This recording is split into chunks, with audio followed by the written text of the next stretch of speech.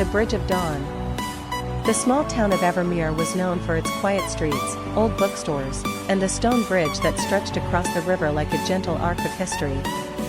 The bridge was not just a way to cross from one side of town to the other, it was where people waited, dreamed, and often fell in love. On a crisp autumn morning, Elena stood at the middle of the bridge, her scarf fluttering in the wind. She loved to come here to sketch the river, the rooftops, and the endless play of sunlight on the water. Today, though, her concentration was broken by the sound of footsteps. "Excuse me," a warm voice said. She turned. A young man, carrying a camera, smiled at her. He looked slightly embarrassed. "I'm sorry, but could I take a photo from where you're standing? The light is perfect right now." Elena laughed softly.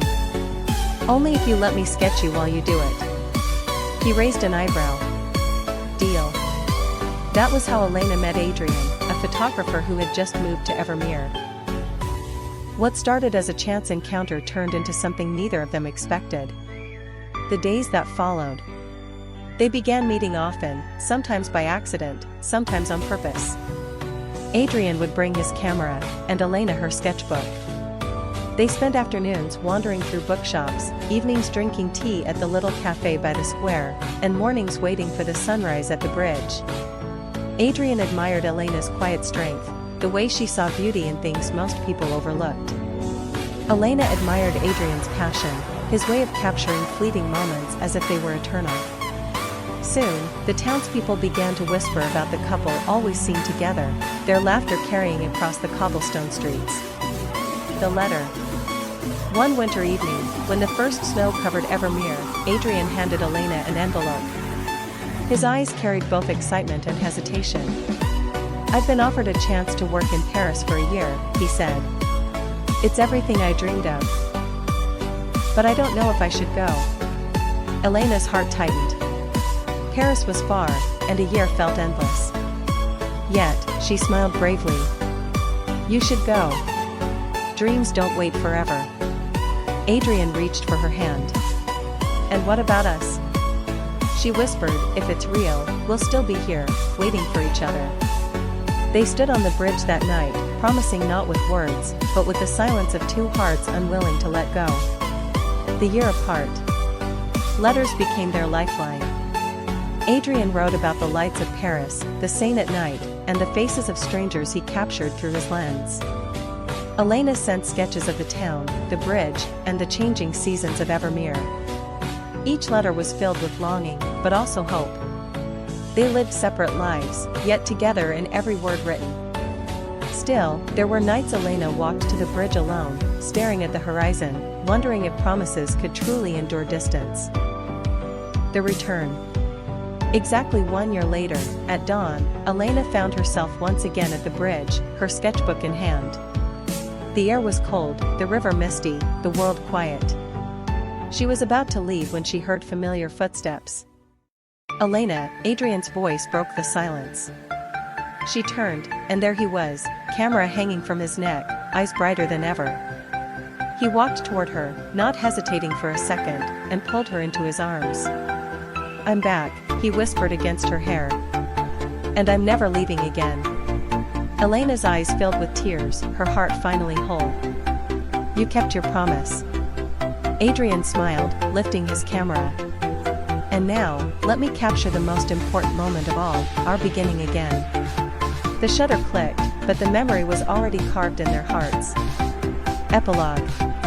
Years later, people in Evermere would still talk about the couple on the bridge, the artist and the photographer.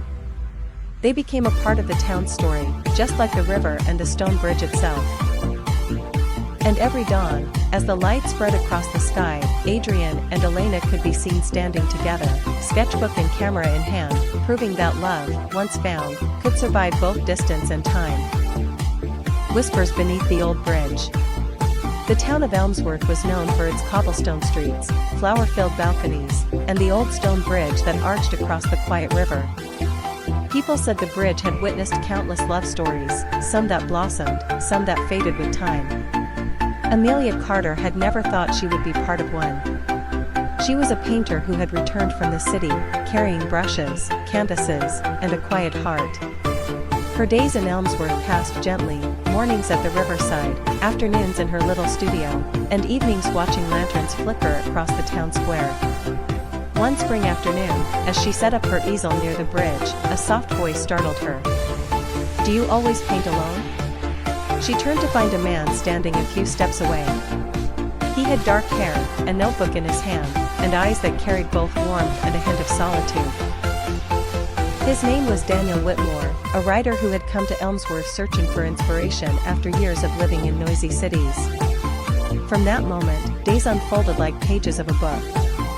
Amelia painted, Daniel wrote, and somehow their paths crossed more often than chance would allow. They would sit on the bridge at dusk, sharing thoughts no one else had heard. She showed him the colors she saw in the river at twilight, and he read her passages of stories still unfinished. Their bond was quiet, unspoken, yet undeniable. But love is never without its trials. Daniel carried a shadow in his past, a fiancée who had left him 3 years earlier when he could no longer balance love with ambition.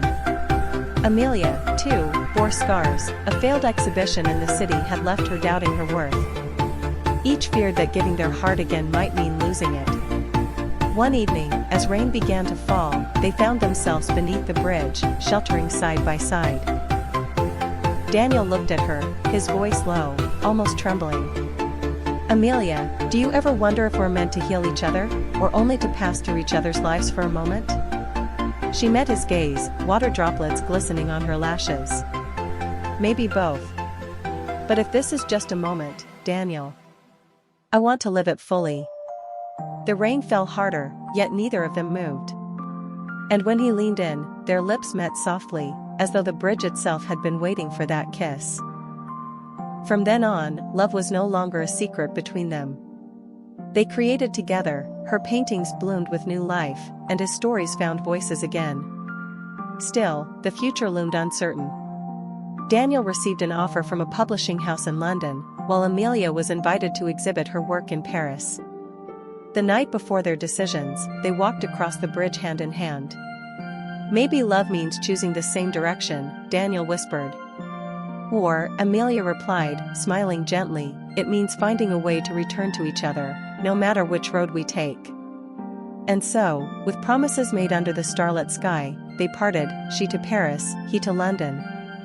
The bridge remained, waiting.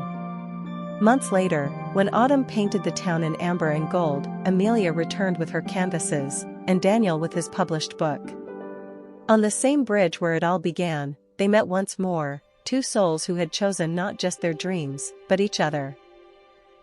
The old stone bridge, as always, stood silently above the river, holding yet another love story within its timeless embrace.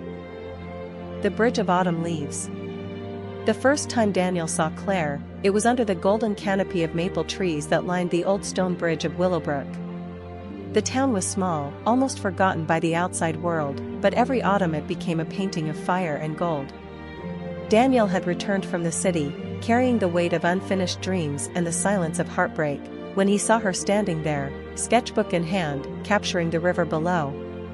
Claire was not from Willowbrook, she had come only for a season, hoping to find inspiration in the quiet town. She noticed him when the wind carried away one of her pages and he caught it midair before it touched the water. Their eyes met, and for a moment, the world around them seemed to pause, like time had been waiting for this introduction. They began meeting on the bridge almost every afternoon. At first, it was small talk, about the town, about art, about how Daniel used to fish in that very river as a boy. But as the days slipped by, their conversations grew deeper.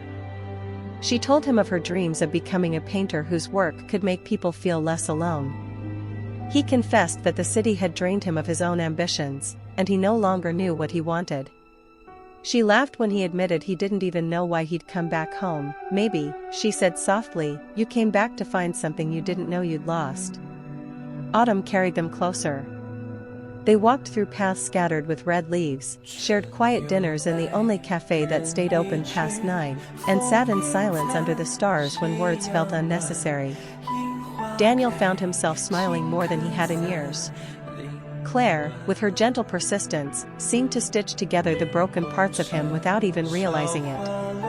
But seasons, like stories, cannot linger forever. Winter was approaching, and Claire's time in Willowbrook was almost over. She had been accepted into an art residency in Paris. A dream she could not abandon. Daniel knew this before she even told him. He could see it in the way her eyes lit up whenever she spoke of painting, of colors, of places beyond their small town. On their last evening together, they returned to the bridge. Snow had begun to fall lightly, covering the last of the autumn leaves. Claire placed her sketchbook in Daniel's hands. Inside, every page was filled with drawings of Willowbrook, but most of all, of him. His face in different lights, his silhouette against the river, the quiet strength she said she saw in him, even when he could not see it himself. "I don't know what the future holds," she whispered, her breath fogging in the cold air. "But you will always be a part of the colors I carry with me." Daniel, who had always struggled to put feelings into words, finally found them. "And you," he said, "you've given me back the courage to dream again." They kissed under the falling snow, a kiss that tasted of both promise and farewell. Claire left the next morning, her train carrying her toward a new beginning. Daniel stood on the platform long after it had disappeared, holding her sketchbook to his chest. Years later, the bridge of Willowbrook still glowed every autumn. And though Claire was far away, Daniel often returned there, not with sadness but with gratitude, for the season that taught him that love, no matter how brief, can change the course of a life forever.